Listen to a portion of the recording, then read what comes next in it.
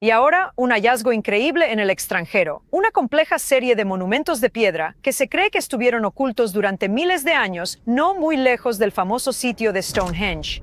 Durante 5.000 años, Stonehenge nos ha estado ocultando algo que ningún ser humano fue capaz de descifrar. Cientos de arqueólogos, miles de estudios, 300 años de mediciones y teorías, y al final, todos se fueron con la misma respuesta vacía, un encogimiento de hombros, hasta 2026. Ese año, un equipo de investigadores dejó de adivinar.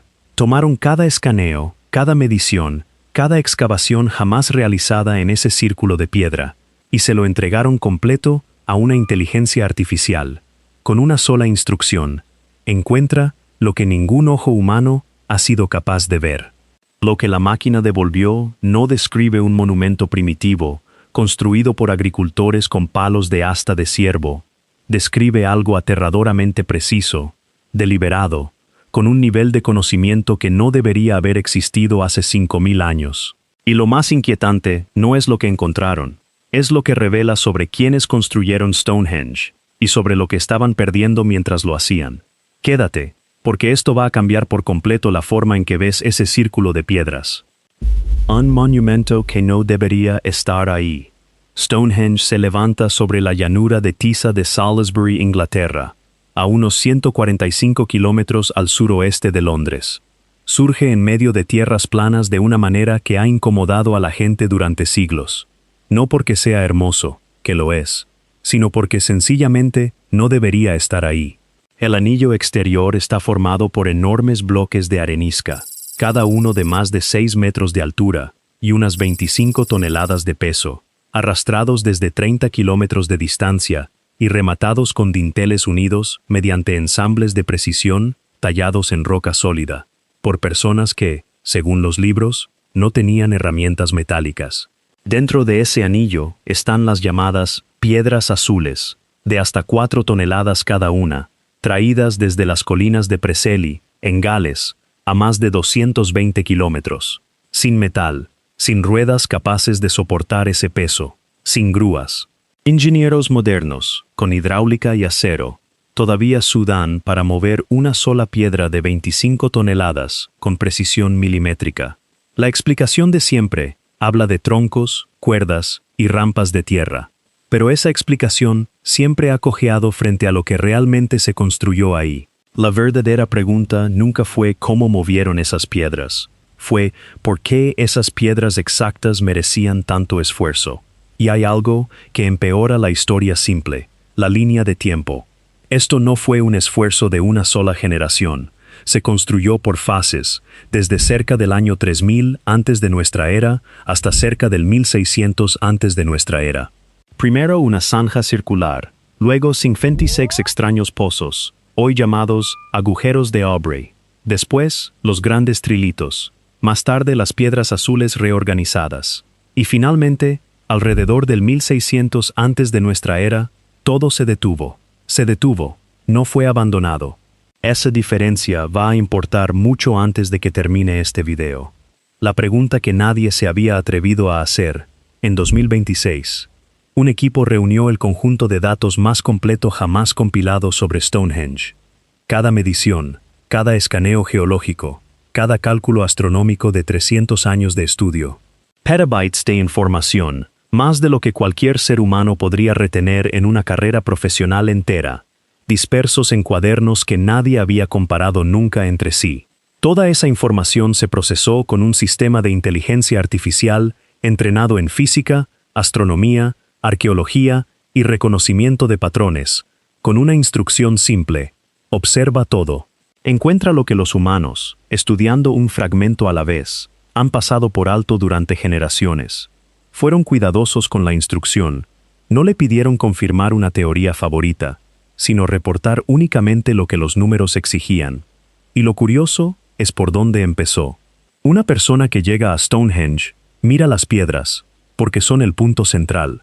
La inteligencia artificial fue directo a los agujeros, la parte que todos tratan como decoración de fondo. Y esa elección resultó ser la primera pista de que estaba leyendo el lugar con una lógica distinta a todas las anteriores. Los 56 agujeros que escondían un calendario lunar. Los agujeros de Aubrey son 56 pozos dentro del terraplén exterior. Durante 300 años se los trató como algo secundario, espacios irregulares atribuidos a la falta de precisión de gente trabajando con asta de ciervo. La inteligencia artificial destrozó esa idea. Midió el espacio entre los 56 agujeros con precisión de fracciones de milímetro y graficó la distancia entre cada par consecutivo. La dispersión aleatoria que todos daban por hecha desapareció.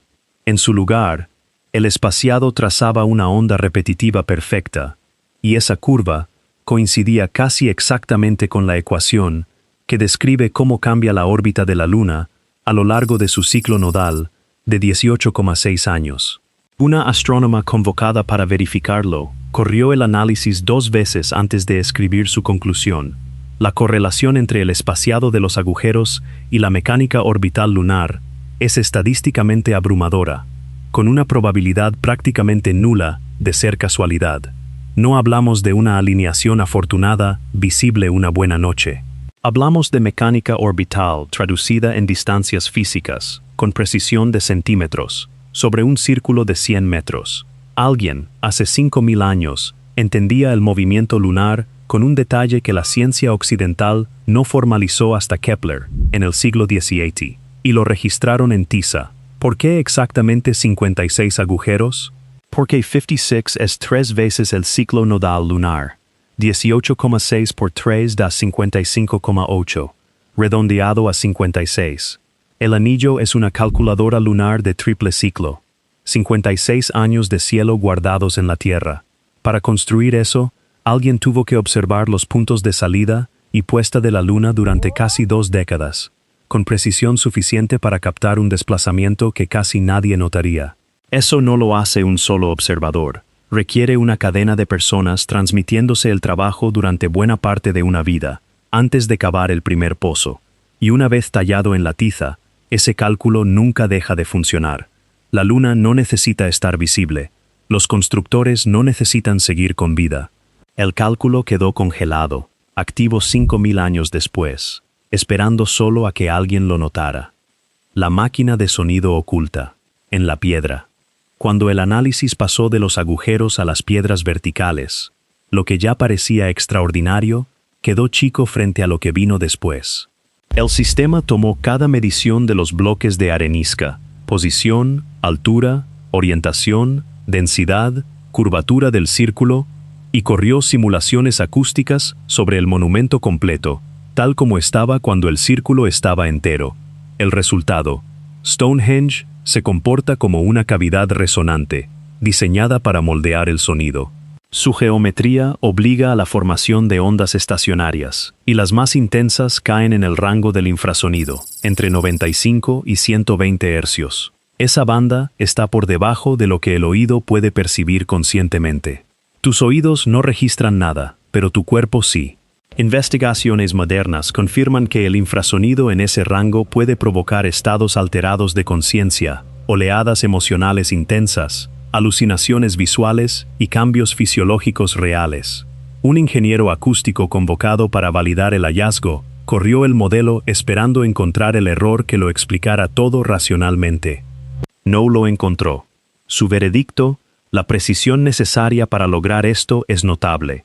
Hoy se alcanza con computadoras, y aquí se logró con roca tallada. Lo que convierte esto en intención deliberada, y no coincidencia, es la repetibilidad. La geometría produce ese efecto siempre, con distintas fuentes de sonido, concentrado en puntos fijos del suelo. Los accidentes no apuntan a un blanco, esto sí. Y se volvió más inquietante todavía. El sistema localizó los puntos exactos donde el infrasonido pegaba con más fuerza, y esos puntos coinciden con los lugares donde se encontraron restos humanos cremados. No es casualidad, los restos se agrupan justo donde la simulación marcó la mayor intensidad. Alguien sabía dónde se concentraba esa fuerza, y alguien eligió poner ahí a sus muertos. Esto no fue un tranquilo lugar de culto. Fue una tecnología construida para alcanzar la conciencia humana y transformarla.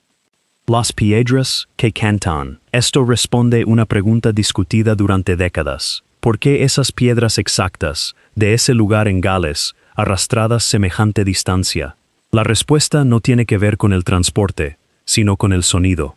El análisis petrográfico reveló que las piedras azules fueron elegidas por cómo suenan. Cada bloque emite un tono distinto según su tamaño, forma y contenido mineral, y fueron seleccionadas para construir una serie armónica, tonos enlazados por intervalos matemáticos que forman una escala pentatónica, la misma escala de 5 notas presente en tradiciones musicales antiguas de todo el mundo. Eso significa que alguien en ese equipo tenía oído musical, capaz de golpear un bloque en una cantera galesa y escuchar si pertenecía al acorde. Y su ubicación es igual de deliberada. Cada piedra azul se sitúa en un nodo acústico específico respecto al anillo de arenisca. Cuando las piedras grandes generan la resonancia de infrasonido, las azules vibran en simpatía, apilando armónicos sobre la nota fundamental. Para quienes estaban dentro, las piedras habrían sonado vivas. Eso deja una conclusión enorme. Todo el conjunto fue diseñado como un único sistema acústico y astronómico antes de mover la primera piedra. Nadie llega a eso por accidente a lo largo de 20 generaciones. Alguien empezó con un plano maestro, lo cual implica que ya sabía, antes de la primera medición, cómo viaja el sonido en la piedra, cómo se mueve la luna, y cómo un anillo de roca actúa sobre el sistema nervioso humano. ¿De dónde vino ese conocimiento? La historia simple no tiene respuesta. Un plano trazado antes de que existiera. Stonehenge. Cuando el análisis se amplió al paisaje circundante, todo el marco de referencia cambió. Stonehenge no es el proyecto, es la pieza central de algo mucho más grande, que llegó primero. Con relevamientos láser aéreos, mapas geofísicos y registros arqueológicos de varios kilómetros cuadrados alrededor del monumento, apareció una red conectada. Túmulos funerarios en triángulos geométricos precisos, con Stonehenge en el vértice, estructuras de tierra corriendo en línea recta por kilómetros, círculos de madera marcando eventos astronómicos exactos vistos desde el centro. Todo obedeciendo un único diseño coordinado, invisible, para cualquiera parado en el terreno. Líneas así no surgen solas. Cada relación geométrica es una decisión de alguien capaz de fijar un punto en terreno que no podía ver, y confiar en que caería exactamente donde la geometría lo exigía. La precisión de relevamiento necesaria para sostener esa geometría a kilómetros de distancia, con un margen de apenas unos metros, es un estándar que no vuelve a aparecer en la historia europea documentada hasta la Grecia clásica, casi 2500 años después.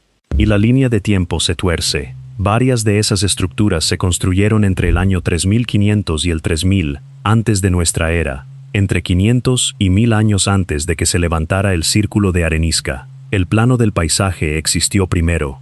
Stonehenge se insertó después, dentro de un diseño que ya estaba ahí. Eso significa que alguien esbozó ese diseño alrededor del 3500 antes de nuestra era, y que generaciones posteriores, sin escritura conocida, lo siguieron ejecutando con precisión durante siglos.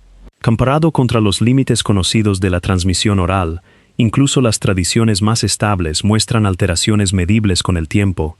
Lo que este paisaje exige es una transmisión más precisa que cualquier cosa documentada en la historia humana. Quien trazó ese diseño jamás lo vio terminado. Fue llevado adelante por personas que nacieron dentro de un plan ya medio construido, fieles a una intención que ninguna de ellas había formulado.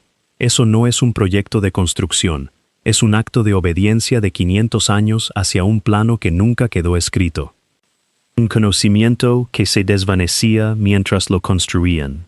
Cuando el análisis observó el orden en que las piedras fueron realmente talladas y levantadas, el panorama se volvió aún más desconcertante. Las personas que construían no llevaban adelante una tradición en su punto máximo. Llevaban una que ya se estaba desmoronando entre sus manos. Al cruzar las fechas de radiocarbono con los datos estructurales y acústicos de cada fase, apareció un patrón inesperado. Las disposiciones más antiguas son las más precisas, y todo se degrada con el tiempo. Las primeras piedras azules muestran la comprensión más profunda de la armonía acústica. Los primeros trilitos logran la resonancia más fuerte. Las piedras posteriores debilitan el sonido. Las alineaciones posteriores se desvían. Normalmente, una cultura mejora con el tiempo. Stonehenge hace lo contrario. Alcanza su punto máximo al principio y declina desde ahí. Estos constructores no estaban inventando algo, lo habían heredado, y esa herencia ya se desvanecía mientras trabajaban. Las piedras más antiguas se apartan apenas unos centímetros de la posición acústicamente perfecta. Las más recientes fallan por más del triple. Esa diferencia no es solo manos menos hábiles. Es la brecha entre alguien que sabe por qué una piedra va exactamente ahí y alguien que solo recuerda que debería ir más o menos por ahí. Como una canción transmitida entre demasiadas personas, hasta que las palabras sobreviven pero el significado se pierde. El mismo patrón apareció en las marcas de herramientas, técnicas distintas en un mismo bloque, separadas posiblemente por décadas, piedras iniciadas por una mano experta y terminadas por otra que no lograba igualarla. El trabajo original es tan preciso, tolerancias de pocos milímetros logradas con herramientas de piedra, que equipos de arqueología experimental, hoy, con acero y maquinaria moderna, solo consiguen aproximaciones toscas. No es una civilización ascendiendo hacia el conocimiento, es una civilización deslizándose lejos de él. ¿Qué exactamente se estaba perdiendo? ¿Y por qué conservarlo importaba tanto como para construir la cosa más permanente que fueron capaces de imaginar, solo para evitar que desapareciera? El cierre que nunca fue un abandono. Lo último que ocurrió en Stonehenge no fue que la gente simplemente se marchara. Al poner todo lado a lado, la matemática lunar, la ingeniería sonora, las piedras afinadas, la geometría del paisaje, la pérdida gradual de precisión, aparece un hilo conductor, los ciclos. Ciclos lunares en los pozos, ciclos solares en las piedras, ciclos acústicos en la resonancia, ciclos largos ligados al movimiento de las estrellas. 9 alineaciones astronómicas confirmadas, con un margen de error menor a 1/3 de grado, logradas hace 5.000 años, con métodos que todavía no logramos reconstruir del todo. Varias de esas alineaciones no marcan una sola noche, rastrean ciclos que toman más de una vida humana completa para observarse de principio a fin. Nadie construye una máquina de 100 metros solo para recordar cuándo sembrar un campo. Se construye algo así para algo que llega lentamente, rara vez, y que importa tanto que olvidarlo sería una catástrofe. Y el cierre del sitio, alrededor del 1600 antes de nuestra era, es lo más cercano a una respuesta que tenemos. La actividad final no parece una huida. Las piedras caídas fueron depositadas con cuidado. Ciertas áreas fueron cubiertas deliberadamente para proteger estructuras enterradas. El sitio fue cerrado de manera ordenada, por personas que sabían que ya no podían mantenerlo, pero querían que sobreviviera intacto para quien llegara después. Es el gesto de personas que sienten cómo el conocimiento se les escapa entre los dedos, que no pueden transmitir la comprensión completa, pero sí preservar la estructura misma, apostando a que una civilización futura logre descifrarla. Esa civilización futura somos nosotros. Y lo que está haciendo esa lectura, 5.000 años después, es un sistema de análisis capaz de procesar cada número que el sitio ha entregado jamás. Somos los extraños en quienes confiaron. Así es como finalmente estamos leyendo la nota que dejaron, y esa nota resulta ser, sobre todo, una pregunta que todavía no podemos responder. Porque lo que se encontró no parece el comienzo del conocimiento astronómico humano. Parece justo lo contrario, una última transmisión de un conocimiento ya antiguo, ya en declive, tallado en el material más duradero disponible, porque nada más blando habría sobrevivido para llevarlo hasta nosotros. Y aquí está la parte que debería quitarte el sueño esta noche. Stonehenge no es el único lugar donde está apareciendo esta misma huella de conocimiento perdido. Hay otros sitios antiguos, en distintas partes del mundo, esperando este mismo tipo de análisis. Si esta historia te dejó pensando, suscríbete a Wise para estar aquí cuando el próximo sitio entre en el sistema.